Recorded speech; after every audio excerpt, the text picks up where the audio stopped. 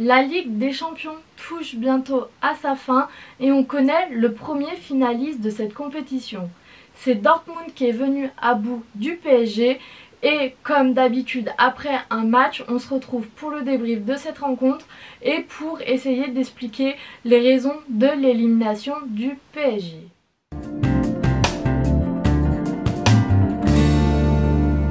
Pour moi, l'élimination du PSG, elle a un seul coupable, c'est le PSG. Parce que sur ce match retour à domicile, on a eu un PSG qui présentait une très mauvaise figure, que ce soit au niveau de l'attitude ou au niveau de la qualité technique. Au niveau de l'attitude, le match avait bien commencé, on a vu de l'envie, on a vu de l'intensité, mais ça a duré, on va être généreux, à peu près 20 minutes et après on a eu l'impression que c'était le PSG qui était devant, que c'était au PSG de garder un score et qu'il n'était pas obligé de marquer alors que c'était tout l'inverse. On a eu un PSG qui ne mettait pas d'intensité, qui ne mettait pas de mouvement rapide alors que c'est quand même la spécialité de la plupart de leurs joueurs. On a eu un PSG sans surprise et sans prise de risque alors que je pense que les supporters n'attendaient que ça. Donc pour moi c'est déjà le premier point décevant du PSG, de l'envie mis par le PSG sur ce match-là. Au niveau de la qualité technique, là aussi, il y a des reproches à faire parce que ce soit dans les passes, dans les centres, dans les tirs, ça a été nul tout le match. On a un PSG qui a tiré 30 fois au but pour seulement 5 tirs cadrés et donc 0 but. Et un PSG qui a touché 3 fois la barre transversale et il me semble au moins 4 fois les poteaux.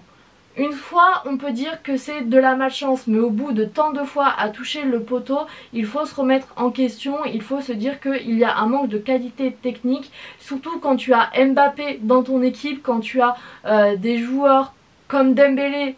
La finition, c'est pas forcément son gros point fort, mais on a vu face au Barça qu'il était capable de le faire. Donc quand tu as des joueurs comme ça, quand tu as des joueurs qui sont capables de marquer des très beaux buts, tu dois avoir des joueurs dans ce genre de match-là qui sont capables de toucher autre chose que les poteaux, qui sont capables de mettre le ballon au fond du filet. En face de cette équipe du PSG, on avait une équipe de Dortmund qui n'était pas incroyable non plus sur le terrain et en même temps c'était pas à eux de faire le jeu. Quand on regarde la possession de balle, c'était à l'avantage du PSG et c'est normal, Dortmund est venu avec un but d'avance sur ce match là, ils étaient à l'extérieur, il ne fallait pas leur demander de faire le jeu. Mais quand même, au final, c'est eux qui ont été le plus dangereux sur leurs occasions, sur leurs rares occasions. Ils ont quand même réussi à cadrer pratiquement autant que le PSG alors qu'ils ont 2 fois moins de tirs au total. Donc pour moi, Dortmund a été quand même une équipe intéressante à voir et assez honorable parce que la première occasion du match est pour eux. Ils ont su profiter de leur moment fort, donc c'est-à-dire des coups de pied arrêtés, notamment c'est grâce à un corner qu'ils marquent.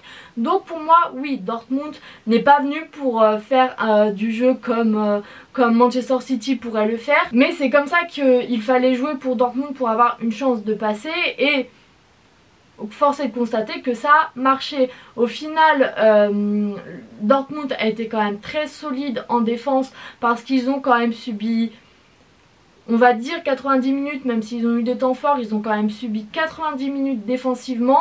Après le but, ils n'ont fait que défendre pendant 35-40 minutes, donc il faut quand même souligner cet exploit défensif. Il faut souligner le match d'Hummels qui fait un match incroyable, c'est lui qui marque et en défense c'était incroyable. Il faut souligner aussi le match d'Adeyemi qui déjà au match aller m'avait impressionné, mais encore sur ce match là il était impressionnant. Le PSG avait décidé de jouer sur le côté droit a raison parce qu'ils ont des gros atouts sur ce côté là, ils ont la vitesse de Dembélé, ils ont Hakimi aussi qui est très fort offensivement, donc ils avaient raison de jouer de ce côté droit. Mais Dortmund a complètement contrecarré leur plan car ils ont mis 3 joueurs au marquage de Dembélé et Hakimi. Ils ont mis Adeyemi qui donc a fait un match incroyable, qui était présent partout sur le terrain. Ils ont mis Brandt aussi qui a fait un très bon match sur ce côté droit et ils ont mis Madsen qui aussi a fait un bon match. Et le problème qu'il y a eu, c'est que à aucun moment le PSG n'a déployer un joueur sur ce côté droit pour aller aider Hakimi et Dembélé, alors que ne serait-ce que mettre un Vitinha au soutien de Dembélé et Hakimi, ça leur aurait permis de faire jeu égal et non plus d'être en infériorité numérique sur ce côté droit, et ça aurait pu changer des choses. Et une fois Adeyemi sorti, on voit que le côté droit s'est libéré et à ce moment-là, bizarrement, le PSG n'a pas appuyé dessus. Ils ont un peu laissé tomber ce côté droit et à mon sens, ça ne fait pas sens justement parce que c'est à ce moment-là où Dembélé aurait pu faire des différences, où le jeu aurait vraiment pu se développer. Donc pour moi, le PSG a raté quelque chose sur ce côté droit, aurait pu mieux agir de ce côté droit. Après, encore une fois, le problème qu'il y a eu, c'est que Dembélé de temps en temps arrivait à faire des décalages, à prendre l'avantage sur ses défenseurs, mais un mauvais contrôle du ballon, et ça arrivait souvent pendant le match, lui faisait perdre tout avantage. Donc encore une fois, ce manque de qualité technique a coûté le match au PSG parce que sur ces décalages, sur ces avances là, il n'y a pas non plus 10 minutes pour contrôler le ballon, donc il faut être réactif et il ne faut pas se louper. Et j'ai trop vu Dembélé, et c'est pas le seul, Mbappé aussi, rater un contrôle du ballon, et donc c'est ça qui a porté préjudice au PSG. Au niveau de la défense, c'est un peu compliqué à analyser de ce côté là parce que Dortmund n'a pas fait le jeu, ça je l'ai dit, ce n'était pas dans leur intérêt de toute façon de développer un jeu pour se découvrir en défense. Mais du coup, pour analyser la défense du PSG, c'est assez compliqué parce que on le voit à la position des joueurs de Dortmund et à la heatmap. Les joueurs n'ont pratiquement pas été devant la cage du PSG, devant la cage de Donnarumma. Donc c'est compliqué de savoir si la défense a fait un bon match ou non, parce que s'il y avait eu plus de pression, est-ce que ça aurait bien tenu? J'ai un petit doute parce que Nuno Mendes a quand même été en très grande difficulté sur Sancho.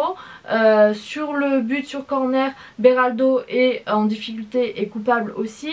Donc j'ai un petit doute sur la solidité de la défense si Dortmund avait mis plus de pression.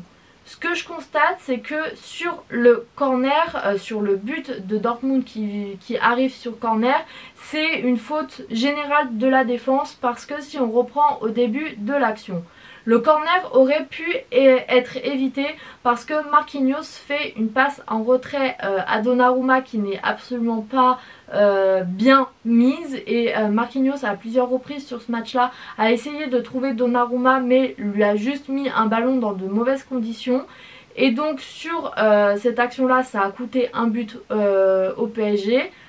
Sur le corner en lui-même, Beraldo ne doit jamais lâcher son marquage et perdre son marquage sur Hummels. Et pour finir, Donnarumma, le ballon était dans les 5,50 m, donc dans la zone du gardien. Il aurait dû sortir pour aller chercher ce ballon.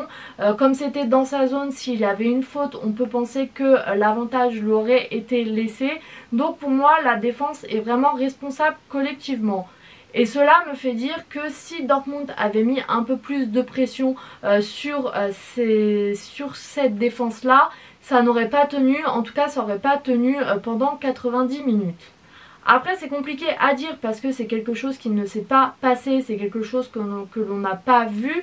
Donc peut-être que s'il y avait eu plus de pression, la défense aurait très bien tenu. Mais dans le match que j'ai vu, c'est assez compliqué à analyser. En conclusion, donc le PSG est le seul coupable de son élimination.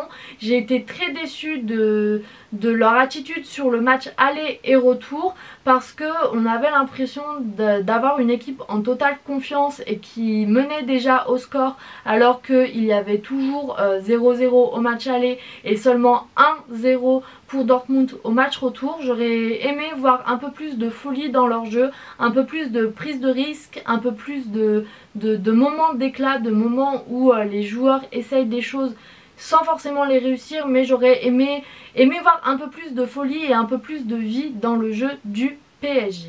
A noter aussi le très mauvais match de Kylian Mbappé. Alors bien sûr il n'était pas forcément dans des conditions toujours idéales, mais ça fait plusieurs matchs qu'on le voit invisible et pour un joueur de son envergure et pour le joueur qu'il a envie d'être, c'est typiquement sur ce genre de match là qu'il doit faire des différences.